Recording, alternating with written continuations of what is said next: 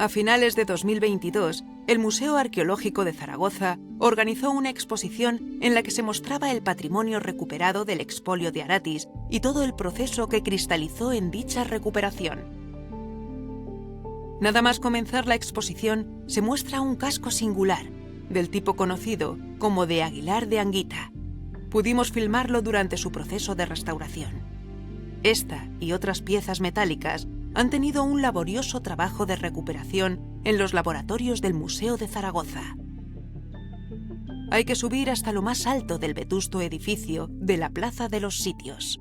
Estas piezas son de época celtibérica, provienen de un expolio, se han tratado inadecuadamente muchas veces al no ser extraídas por profesionales. Hay piezas que salen rotas, como por ejemplo esta, y que si hubiesen sido engasadas o se les hubiese hecho una cama para sacarlas enteras, pues no se hubiesen roto como ha pasado aquí, que además lo han pegado con un adhesivo y con arena para disimular un poco digamos el aspecto que tiene el original. En este caso hay piezas de hierro y piezas de bronce, hay un tratamiento general para este tipo de metales y luego sí que se estudia un poco cada una de las piezas, en la situación que viene cada una de ellas. Yo hago la propuesta de tratamiento, entonces el arqueólogo decide también qué es lo que quiere para mostrar en la exposición, ¿no? Aratis, anatomía de un expolio. Qué exposición más bien planteada, qué bonita. ¿Y qué pretendíais? Porque desde luego dar a conocer estos cascos es espléndido, pero aparte de darlos a conocer, ¿cuál era el objetivo de la exposición? Pues que se conociera en primer lugar la magnitud del expolio, la magnitud del material recuperado en las operaciones policiales, porque se han conocido los cascos, pero no la muestra que ponemos aquí de las más de 9.000 piezas que se recuperaron por los operativos policiales.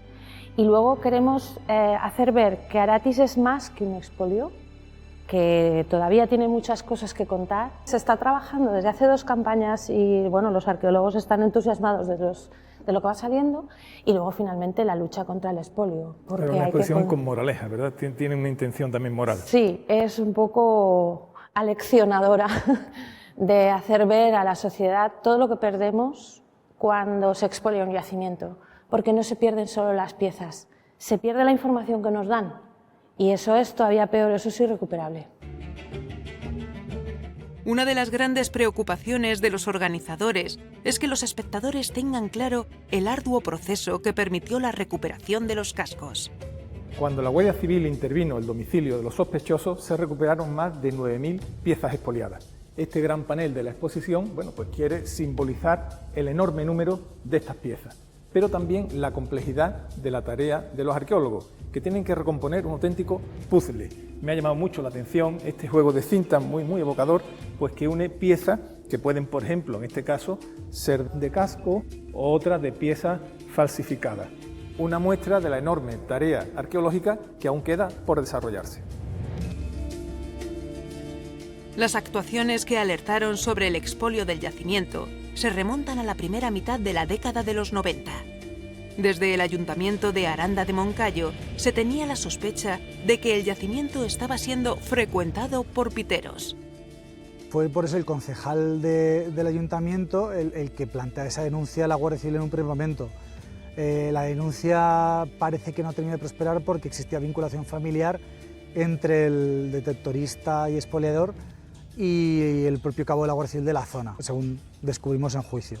Existían datos en informes antiguos en nuestra sede que planteaban que efectivamente había habido acción de máquinas en diferentes puntos del yacimiento, y el más evidente era abajo, que había reventado la muralla celtibérica para poder acceder con una pala excavadora hasta aquí. Probablemente la erosión diferencial del terreno había hecho que aflorara el nivel de una necrópolis previa a la ocupación celtibérica en esta zona, y eso le sirvió de excusa, por decirlo así, para meter una pala excavadora y llevarse toda la tierra de esta zona y cribarla tranquilamente en casa. En algunas de las zonas, como esa zona rojiza que es roca natural, todavía se pueden apreciar incluso la anchura del cazo que empleó y algunos de los dientes. Además, en los cortes, en los laterales, se veía que hacia los lados la ladera bajaba de una forma y de repente aquí teníamos un boquete. De las 9.000 pico piezas que se pudieron incautar entre los dos detenidos, aproximadamente un 15% o algo así serán celtibéricas,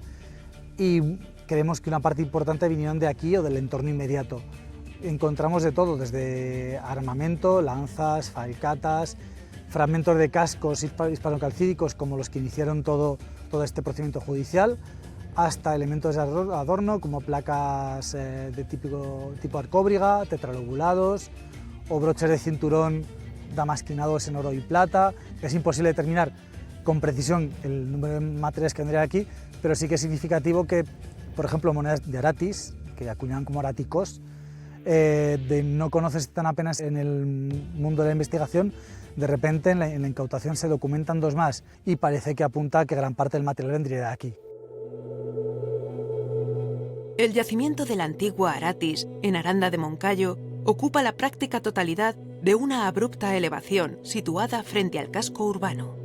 Su gran extensión dificulta su protección y encarece la excavación que se está llevando a cabo en la actualidad. Desde la cima, el panorama explica su naturaleza. El control del abastecimiento de agua y de las rutas de paso fue clave para su fundación. Ahora estamos en la parte alta de la ciudad celtíbera de Aratis, en la zona en la que se encuentra un torreón defensivo cuadrangular, que es la que articula la defensa de todo el yacimiento. Las catas que han estado haciendo durante estos 2 años, tanto Guti como Marta, ha permitido documentar una ocupación previa sobre la que se levanta la línea de muralla. Es decir, parece que en algún momento es necesario fortificar más el territorio y respondería a esa segunda fase. Creemos que se trata de una ciudad que se fortifica de una manera importante. Probablemente tenga que ver esa fortificación tanto con las garras celtibéricas como con los diferentes ecosistemas bélicos que suceden en el Valle del Ebro, como también pueden ser las cámaras de Sertorio. El yacimiento de la Peña del Hierro aprovecha una zona de ladera mucho más suave que la posterior ciudad celtíbera, por un lado, y por otra parte se presenta mucho más protegida del tiempo y con mejor orientación de cara también a disfrutar el sol. Lo que sí que desconocemos, probablemente tenga que ver con necesidades de espacio y con un cambio de ejes de intereses, ese desplazamiento de la población hacia la otra ladera, que es más abrupta, pero que es también mucho más amplia y que permite el control de toda la cuenca del Aranda. Aunque resulte irónico, el autor del expolio de Aratis compró el terreno que iba a expoliar. Y justificó la denuncia que se hizo desde el ayuntamiento con que iba a construir una urbanización turística en esta zona, pero sí las huellas pequeñas del uso del territorio las había encubierto de la manera que pudo para disimular su acción.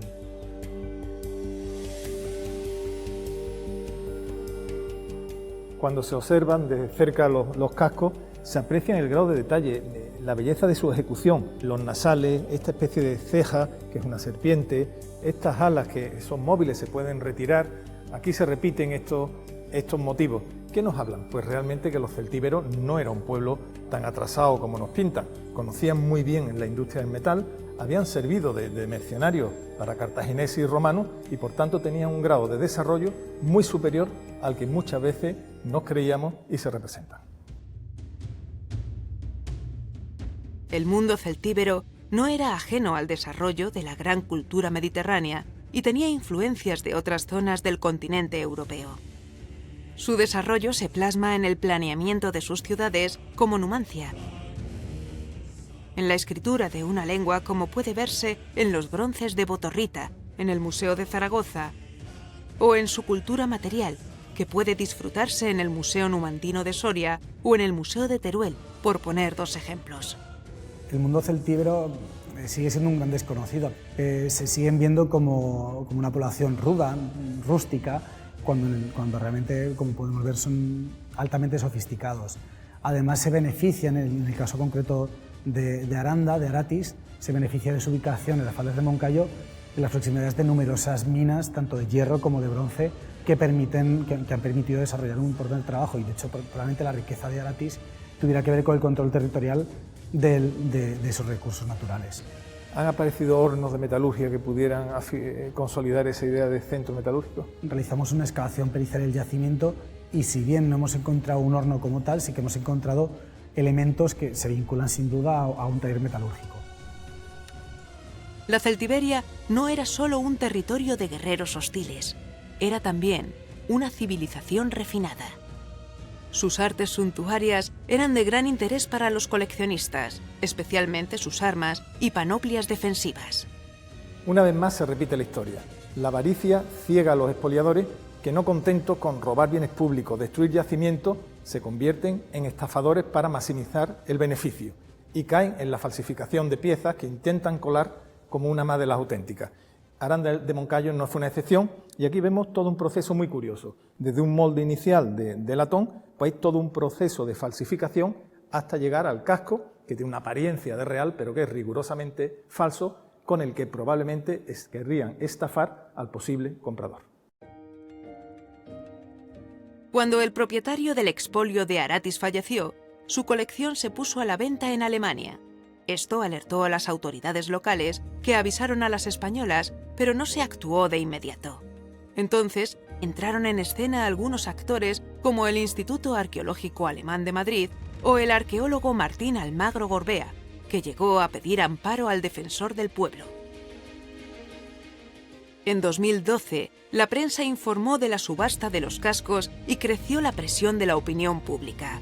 En 2013, la Sala de Medio Ambiente de la Fiscalía General del Estado inició sus actuaciones. ¿Cómo se organiza un proceso de recuperación tan complejo, ¿no?, que tiene tintes a veces pues detectivescos, casi literarios?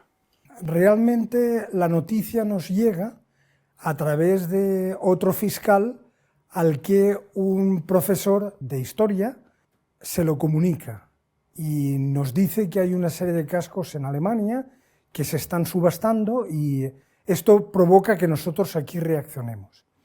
Reaccionamos y empezamos a preguntar y empezamos a pedir información tanto a la administración como a los contextos policiales que nos enterábamos estaban envueltos en el tema.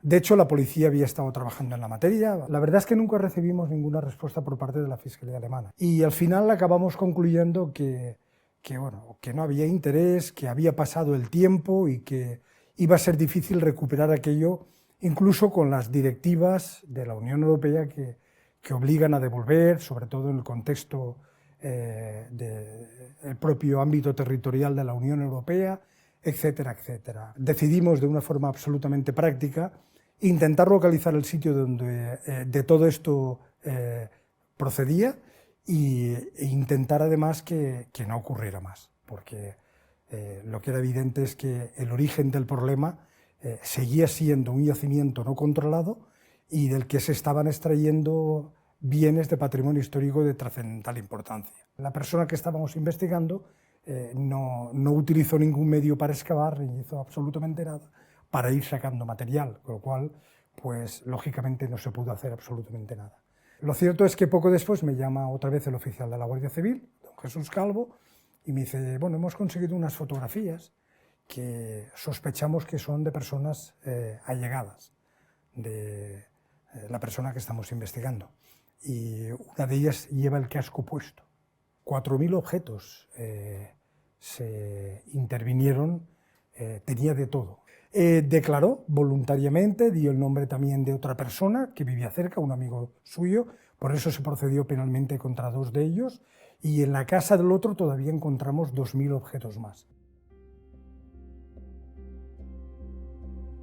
Este sol estaba dividido en 2 mitades. Cada uno de los expoliadores conservaba una. Dado que ya se había avanzado mucho y teníamos prácticamente todos los elementos de prueba y todo lo demás, tampoco tenía mucho sentido que le pidiéramos permiso a la Fiscalía General del Estado para, siendo un asunto de especial trascendencia, continuar con la investigación. Con lo cual, básicamente estaba todo hecho, el atestado era muy detallado y muy meticuloso y acto seguido se mandó a la Fiscalía de Zaragoza y ellos continuaron, hicieron un trabajo perfecto y al final condenó la Audiencia Provincial y el Tribunal Supremo rectificó, mantuvo la condena, rebajó la pena de 6 a 3 años. Los autores del robo de Aratis fueron condenados a prisión. Uno de ellos ya ha fallecido. Pero los cascos tenían que retornar a España, ya que estaban en manos de un coleccionista extranjero. En ese momento ya se sabían que venían de Aratis, porque hay unos cascos que tiene un museo alemán, en principio cascos celtíberos, pero ya se sospechaba que eran de Aratis, de Aranda de Moncayo. Creo que fue Marcus Eck, que era investigador en el RGZM, en Mainz, en Maguncia, había conseguido sonsacarle al anticuario su procedencia. Entonces tenemos datos para pensar que realmente vienen desde aquí, o sea, la declaración directa. El rastreo luego en fuentes locales permite ir uniendo puntos y más elementos apuntan a esa procedencia local. El detenido que hacía la acción de campo, por decirlo así, llega a decir en declaraciones judiciales y en visita del campo que él había extraído unas planchas de metal del suelo, se las había dado a un conocido y un conocido vino al año y dijo: mira lo que he hecho con tus planchas. Y lo que había hecho era un casco. Efectivamente. Bueno, uno o muchos cascos, ¿no? ¿Dónde van después los cascos? Los cascos se reparten por parte de Europa, incluso creo que hay uno que llega a una colección privada en Hong Kong, y una parte importante de estos cascos, un total de 8, acaban en manos de un coleccionista británico que tiene un museo en Francia, en Mugen, en la zona de la Costa Azul. Este coleccionista, al conocer la resolución judicial, al conocer la sentencia condenatoria y que de alguna forma reconocía el origen ilícito en Aranda de Moncayo de estos cascos, se siente obligado a devolver a la sociedad estos cascos. Se articula un procedimiento para donar al Estado español esos 8 cascos de procedencia ilícita. Posteriormente, y como consecuencia de todas estas acciones judiciales y esta acción benéfica de Christian Levet, entre 2019 y 2020 se donan dos cascos más, también presentes en la exposición, si bien en una zona de transición, ya que están pendientes de realizarse analíticas, tanto radiografías como metalografías, para valorar su autenticidad. No hay un componente ejemplar que puede servir de inspiración a otros muchos, ¿no? Puede que existan en pueblos del entorno, bueno, en toda España seguro, gente que por causas diversas tiene en su casa pues piezas que pueden ser de alto valor científico y de conocimiento, ¿no? Con lo cual habría que animarlos también a que donen estas piezas a las instituciones adecuadas, ¿no? El primer detalle sería que la gente no cogiera bienes arqueológicos, ya que son de dominio público. Se trata de devolver a la sociedad el conocimiento de nuestro pasado.